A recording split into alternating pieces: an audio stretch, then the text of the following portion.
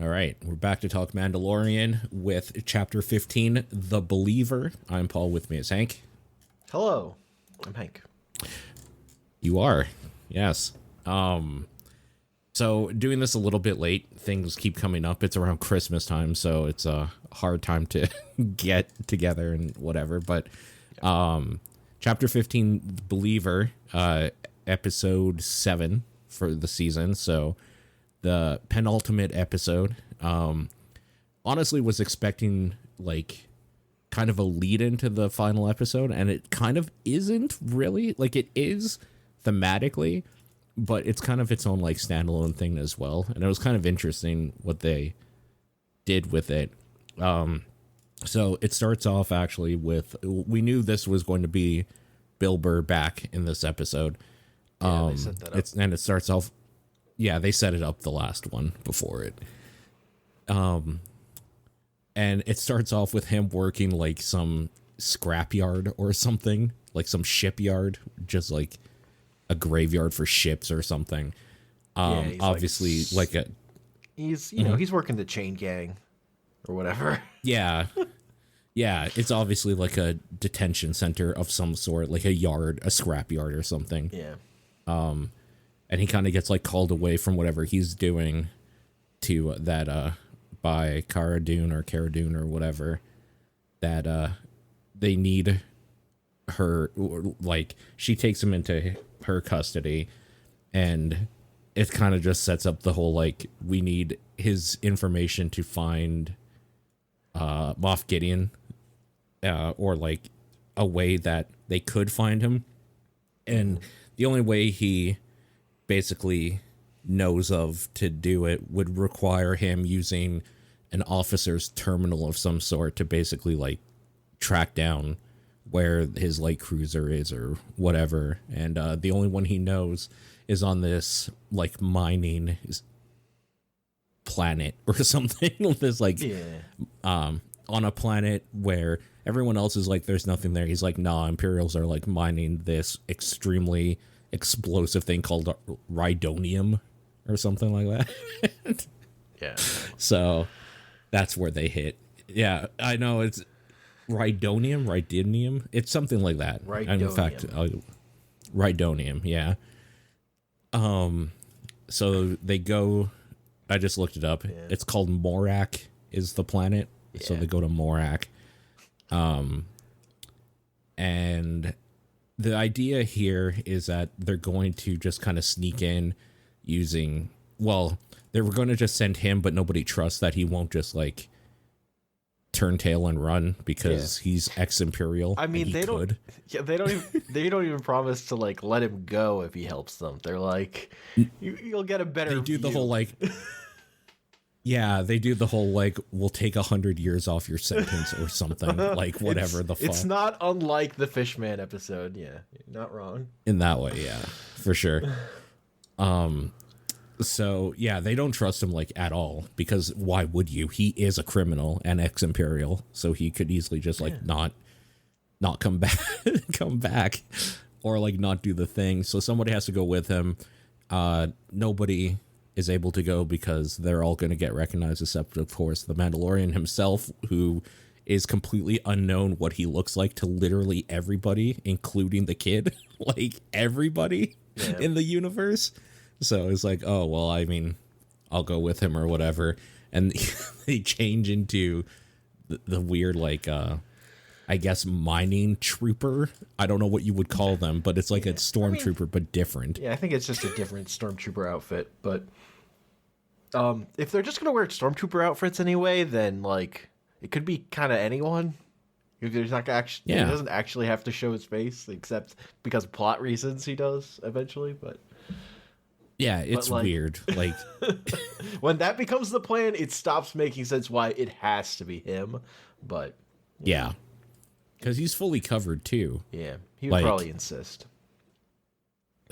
Yeah, plot reasons. So yeah, basically they hijack a rover that has a whole bunch of rhydonium on it. Take out the two dudes, the troopers or whatever that were driving it, change into their clothes essentially and do the old switcheroo, where they're the ones now driving it, and they're going to like. The idea is to just go there, infiltrate, do the thing, and then leave, and like nobody would even know. Well, they're gonna get up onto the roof, and then Boba Fett's gonna pick them up. Yeah. It obviously doesn't go that way. Starting off with the fact that there's pirates and people that hate the Imperials in this planet, so they get their convoy gets attacked on the way to the Imperial base. Yes, they have to be careful because like Rhydonium's explosive. Yeah, they can't drive too fast. Just leads to hilarious. It reminds me of like video games. Yeah, totally. Where you're like driving with like nitro or something. It's like the worst GTA missions. Yeah, it is. Where you can't do any bumps or anything, and like a meter goes up when it's getting unstable and blah blah blah. It's literally that. Don't have any fun. Yeah. It's probably much more intense when, it's real. But it's like speed 0.5. You can't go above this speed, and you also can't. You just go below. Yeah, you can't stop either because you're gonna get killed. Trying to kill you. Like, I guess at first it seems like almost like they're trying to steal the convoy or whatever, but no, they're just trying to kill everybody because they're like exploding the trucks and making sure that the escalation the Rhydonium explodes. Because first it's like a small crew, and then it's like a million of them. Yeah, there's a lot of them, and they kill so many pirates. It's weird because, like, why do the pirates? So I get hating the Imperials, but like, why are they destroying them? I thought they were trying to steal it at first, but nah. Yeah. And like it's brutal. Like these are people who hate the Imperials that are trying to blow up their shit, and our heroes are murdering them like vicious. Like when he fucking drives over one of them. Yeah. And they like play it off for laughs too. Yeah. It's weird. It's super weird. It reminds you that this actually isn't the good guys. These are mercenaries trying to do a thing. Yeah. And everybody's expendable in the way. Mm-hmm. Which I like, honestly. I'm kind of sick of the like, oh, we have rules to follow, like good cop bullshit. It's like, nah, I gotta get the kid back. I'll kill everybody in the way to do it. If they're in my way, they're fresh meat for me. I think the end of this episode hits that note a lot better than this weird scene where they're just murdering a lot of people. But yeah, totally. I like that this scene ends with when they get close enough and the base sends out TIE fighters, and those TIE fighters fucking shoot in front of them. Like those TIE fighters have the worst aim. Oh my god. Yeah. It's wild to like see TIE fighters like on your character's side for once. Yeah. In this, and they almost kill you because TIE fighter, like, they're fucking terrible. Because they're still shitty. Yeah. It's like, oh, we can't go too fast, but fucking explosions everywhere. Fine. Like this whole part is literally just kind of a cool action scene, and it's neat. It's a different action scene than dudes killing stormtroopers in a hallway. I like the pacing of, oh no, we're going too fast. We have to slow down. Yeah. And then they all catch up, and man, it's just god damn it. Like, he's like in real down. Life, rubber banding. Yeah, he's like stopped them, and he's like lying on his ass, and then it's like, oh god, I have to kill all these dudes. God damn it. Also, I guess and he's like not fighting in Mandalorian armor. He's just in stormtrooper gear. Yeah, that's kind of the cool thing too. He doesn't have his like setup. Yeah. So he uses a blaster for a while. I think he takes one of their like staffs or spears and like uses that for a while. Because it stops working because it's a fucking stormtrooper gun, so it's a piece of garbage. Yeah. It's neat though. Yeah, how like he's kind of having to make it up as he goes because he doesn't have like wrist fire right away or anything. Or missiles that home in and kill everything on the screen, essentially. Yeah, I liked how depowered he was. Yeah, it's super cool for sure. I just looked it up. Also, it's called a shore trooper. Oh, Is the armor they're wearing? I guess it just looks like it's a weird, almost amalgamation of the dudes who go on the bikes in the forest and the like normal stormtrooper. Yeah, kind of like weird. It's all gray, but yeah, I don't know what the difference is, I guess. But there you go. Okay, so they make it there, and they're like the only. There was like what, maybe 5 or 6 trucks total, and of course they're the only ones that made it there. Everyone else blew up on the way. So they make it in, and everybody's kind of like looking. It's one of those unfortunate things where, well, because of the circumstances, we are like being looked at real hard by everybody now. Well, not in a bad way, but like maybe this Imperial officer, which we'll talk about in a minute, wouldn't be looking at our way if we weren't the heroes that got through. Like, for example, they're getting cheered really hard, and then they like take a few steps past the crowd, and they're like alone, basically. It's weird. Like they just get to have a conversation about talking about where they need to get to. They're not mobbed really for very long. People forget about them pretty quick, but at first they are super cheered. Yeah. I guess like also here it shows Cara Dune and Fennec Shand or whatever just kind of like keeping sniper watch out. That's what they're doing. So they're not going to come into play for a while, basically, but they're still there. Yeah. This is where the whole episode is like takes place though, is in this like officer's den essentially, or mess hall. This base feels really small. They like step past the crowd, and then like 10 feet away is the officer's like lounge where the terminal they need is. Like, if you actually think about like this space that the inside of this episode takes place in, it's so small. Yeah. And yet still like there's this corner where this terminal that they need is that like people aren't that close to. And it's like an old Apple II or something. Like it's a shitty old computer. Yeah, no, it's just like, I love that. It's like the fucking ATM in your break room or something. I love it because like I've worked in offices before. I know that like the people that work at the computer, they have new stuff, but there's always the one really shitty piece of technology in the corner that you need because offices have had it for 20 years or something. Well, and it's like, terminal hooked into your network or stuff. Yeah. And like connected to someone you can't else take it out. who also is using garbage old shit. Yeah. So like the rest of the place looks okay. Yeah. And then in the corner, it's this shitty terminal. Because the whole Imperial infrastructure hangs on fucking this old system. It's like, oh fuck. When like they needed the big thing people to program in fucking what was it, like BASIC or something, like at the beginning of the pandemic. They like the like local governments needed programmers who knew these fucking ancient languages to fucking fix the shit that's just been sitting there for so long. It's hilarious. And that was like at my old job too. It's amazing how much work we did by sending faxes to people. Yeah, faxes. Like, is you know how they always one. They make jokes about like fax machines existing or whatever.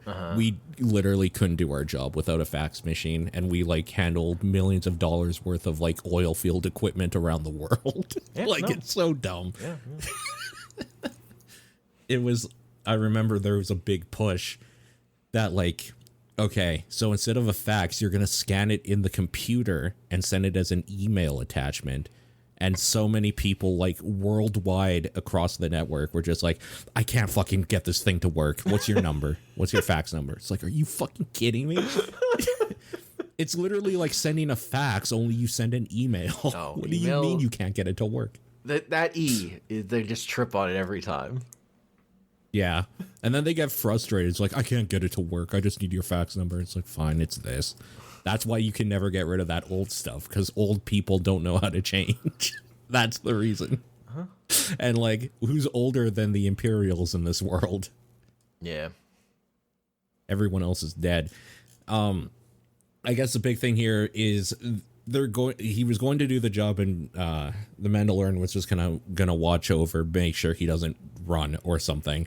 But he starts having like a weird panic attack, like a PTSD panic attack. Mayfeld, this is Bill Burr's character, because in the mess is one of the officers he served under in Operation Cinder, which is, just as like a background for people who don't know the Star Wars lore or whatever, Operation Cinder was the contingency plan that when the Empire fell and Sidious was killed, that as a kind of fuck you to the Empire for not protecting me, they would do a like bombardment on every base that was like big that they had on different planets and kill all their own people along with anything else that was in the way, so that they could rebuild in the shadows, kind of like a deception thing and kind of a fuck you to the Empire for not protecting Sidious, because he's evil, and that's literally all he's ever been, is evil. So there's like, the reason why this is important is because there's a whole talk about the Imperials and like the operation or whatever in a moment, but basically he has a small panic attack. He's like, I can't do this. And the Mandalorian is like, I'll go, or whatever.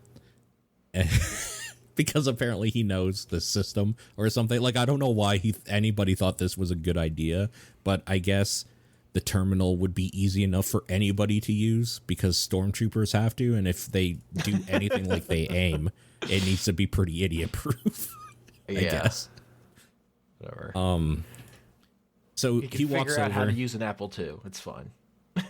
Yeah, exactly. He walks over to the computer, and of course the fucking thing needs a facial recognition scan. It doesn't matter what your face is. It's not like a code. It just needs a face. No fucking droids are using this computer, okay? It's fucking weird. Like, doesn't actually make sense. It's weird that this terminal is so old and shitty that anyone can use it. Yeah. But like, it has the security where we need to record who is using it for whatever. It's like if your phone had a thumbprint scan, but like it just needed a thumbprint. It didn't have to be yours. Yeah, that's literally it for sure. What I kind of equated it to was there's a lot of ATM machines in really poor places that like have a camera that like looks right at you when you use it. Yeah. Like, what if like it just had to be on for you to use that ATM sort of thing? And I don't know. It's like the most basic weird type of security you could do, but I guess that's something, maybe. I wonder if it like bans maybe like giving them too much credit. What if it like bans non-humans from using the machine? Only humans. I mean, that's racist enough that the Empire would do it. Yeah. I just realized, is the Empire full of just like people, humans? Yeah. Besides like the Sith, of course, that are hiding in it. Yeah, I think it's. I think in like AU lore, like they definitely like pushed out all the other. They're also generally British, just because of movies, but because they're space Nazis, like straight up, they're Nazis. Yeah. I just they're all humans, and then the rebels are much more full of aliens. That's like intentional, yeah. Huh. You know, I never even considered that. But there might actually be like a racial thing where it's like we don't want no dirty Twi'lek using our terminal or something. Huh. Yep. Interesting. Okay. Well, anyways, the the first big thing in this episode was the Mandalorian has to take off his armor and helmet to change, and he does. And now he has to take it off again so the computer can scan his face, which is like, for somebody who doesn't want their face to be seen, that's way more of a step than for like the computer to literally basically like also, put you on the grid. I feel like theoretically he could have put his helmet back on after the scan went through, but he does not. Yeah. Because he doesn't, no. Because he gets called over mid-use, basically, of the computer. So they just downloaded coordinates on basically a futuristic USB drive. That's all he was doing. It's not not a big hacking thing or whatever. It's literally just transferring. Moff Gideon's ship is not hidden. No, I mean, they know where... I mean, the enemies know where it is, because of course they do. Yeah. But they needed that info, so they're just transferring information. Anyways, this is where the episode kind of really starts. Like the reason why this exists or whatever is the Mandalorian with his helmet off gets called over by the officers who are kind of interrogating him or whatever. And Mayfeld has to step in because I'm trying to remember what happens. I think the officer's like, what's your like designation number or something? Yeah, and what's your designation? He says I think he just says designation, and like Mando kind of doesn't. He like says driver or something, like not what the guy is asking for. He wants the number, but it's not until Bill Burr's character like comes over and says it. Yeah. Because he's like, I just like looked it up here. Floundering. I just looked it up. He comes in saying that he's officer whatever TK-593 and an Imperial Combat Assault Transport Lieutenant TK-111 is what he gives, like jargon, obviously, but it's one of those things that like you have to know how to answer that question, and he did, so he steps in. It's like it wasn't like he was grilling him. He was like, "Well, what's your name?" And the guy was like, fire. Beach ball. Like, yeah. like it's what? Weird. The fucking and he kind of uses that to his advantage too, saying that the Mandalorian like got his head like hit or something during he's like shell shocked.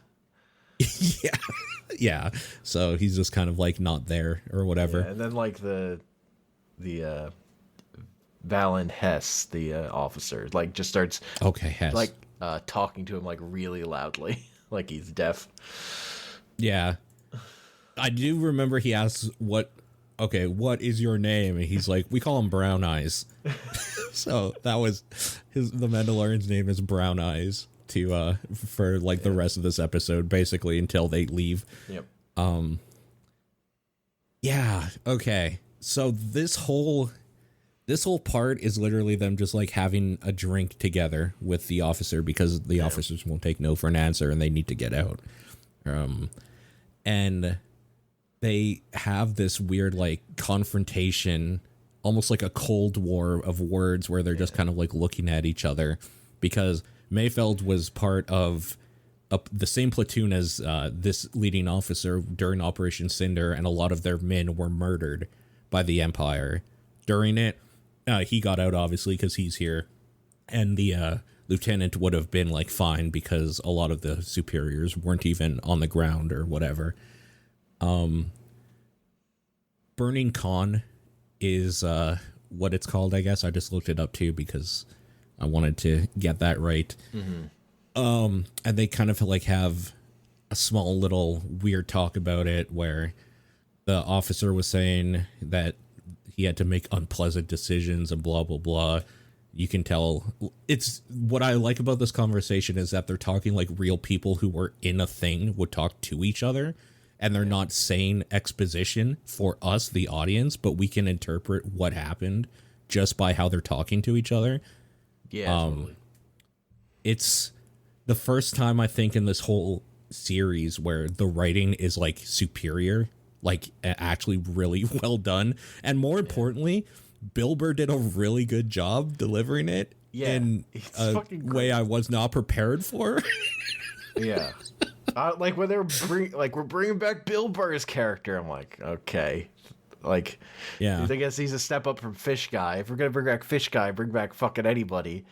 But he was really good in this episode. Like, he's really good in this scene in particular. Yeah. It's an extremely uncomfortable, hard scene to watch, and I loved it. And it completely makes us like transforms his character. Like this one scene. Yeah. Because you like find out his whole backstory and like what he actually cares about, instead of just, being a random merc asshole. Yeah. It's really good. I don't even want to like try to attempt to like discuss how they discuss it, because I feel like I would be doing it an injustice, but it's pretty much like on one side is the cold like Empire, almost PR version of like, we did what we had to do and there were heroes lost along the way or whatever. Yeah. And Bill Burr is like the working man dude who's like, there's no heroes, just death, sort of like. Yeah, it's fucking also like the terrible. Way it's built, because you're like not sure. It's like, is he gonna try and play it off? Because honestly, this guy probably wouldn't actually wouldn't remember him. Like, there's no way. Right. But he remembers him, and then he fucking wants. He just once he's really confronted with he's gonna talk to this guy, he's not walking away without fucking killing him. Like, that's what he was more worried about. It wasn't about like, this guy's gonna recognize me, we're going to be in trouble. It's, I cannot walk up to this guy and not fucking put a blaster into his skull. Yeah, for sure. And it was so dope. He just pulls out the gun and fucking shoots him. It's just like, piece of shit. He shot first, 100%. Yeah, and it like brings back like a line he said earlier about like, you got to do what you got to do to sleep at night. Yeah, this is such a good episode for like the reasons I was not expecting one of the near finales of this show to be. Yeah, like there's so much character development and building and like stuff going on in here. It's crazy. To the point where we definitely need more Mayfeld. Like, he's an actual character now. They need to do more with him. Just period. Yeah. So of course they shoot an officer. Everyone in the place is now on alert. Yeah. They shoot everyone in that room. Yeah, they just take out everybody. And Mayfield's just like, I never saw your face. Just put your fucking helmet. Yeah, and gives him the helmet back. Yeah. Then I'm gonna be that guy. It goes to the standard, we kill a bunch of stormtroopers and wait for a thing, which is kind of boring to me. Yeah. So that happens for a little bit. They kill a bunch of stormtroopers, climb out the window, and then kill a bunch of stormtroopers who try to follow them out the window. The best killing of stormtroopers happens when Fennec does her sniper thing. Yeah. And just, I guess, it was Bill Burr's character blows up one of the like transports full of Rhydonium and basically the whole plant afterwards. Yeah. They get leaving on Slave One. They're like flying away, and Bill Burr is like, give me your gun to Fennec. He takes the sniper rifle and fucking shoots the like open panel that one of the pirates pulled open on the transport they brought in, and blows it the fuck up, and that whole base lights up. Yeah, it's really good. Because there was also talk about how they were going to use that like Hess gave about like how they were going to use the Rhydonium to just fucking wreck this planet and kill everyone or whatever. Evil Empire shit. Yeah. Like, you knew that it was going to be for bad stuff. It wasn't to like help the Tatooine homeless or something. Mm-hmm. It was going to be for something bad. So fuck them. That's kind of the whole episode. After that, they all kind of meet up together. Cara Dune says that she saw what Mayfeld did back at the place. Too bad that he died in that explosion. And then Mandalorian's like, yep, too bad. He's like, all right, really? Well, I'm going to go. He's really not sure. He's really, really not sure. They have to tell him a lot to fucking get out of there. Like, Mando has to shake his head, and he's still like, are you really? Really? Really? Yeah. It's pretty good. And it kind of ends with like him watching as the slave one leaves. Yeah. So he's totally fine on that planet, I guess. Probably, I mean, he's going to have to learn how to survive there, I suppose. So maybe he's not totally fine, but I'm assuming he will be totally fine because we didn't see him die on screen. He'll figure something out. Yeah. It ends off, of course, with a Moff Gideon thing to remind us all what's going on. And it's basically just him getting a transmission from the Mandalorian saying, like, I'm coming, or you have something you want. You have something I want. You have no idea what you have or whatever. And he means more to me than you'll ever know. And that's how it ends. It's just like, oh, God, that's such a good lead up. It's so hype. I did not expect, like, because it's just about taunting Moff Gideon. There's like, it's like completely giving up the element of surprise, but it's just like, I'm fucking coming from you. You're gonna. I'm coming. Yeah, it's really good. Okay.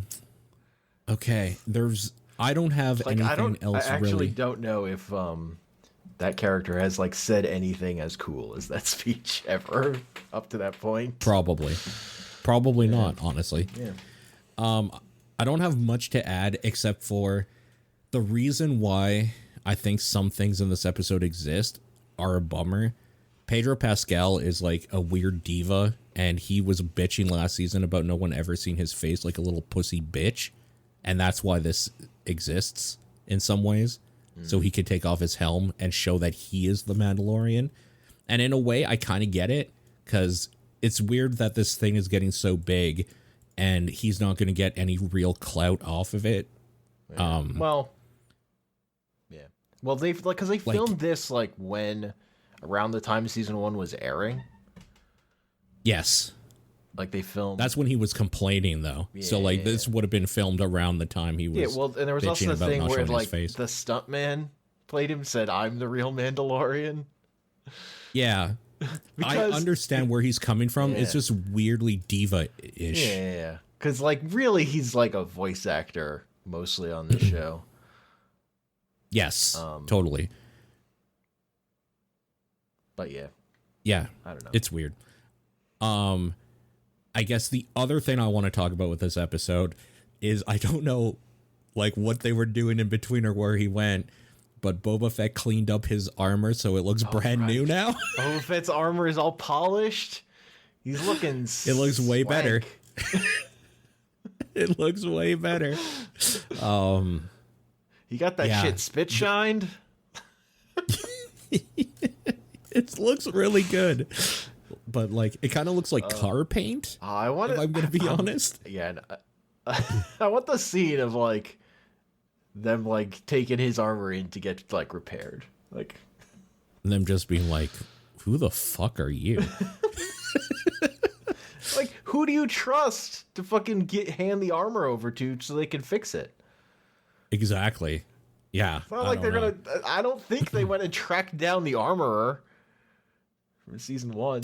I don't think they found her. She's off the grid. Oh man.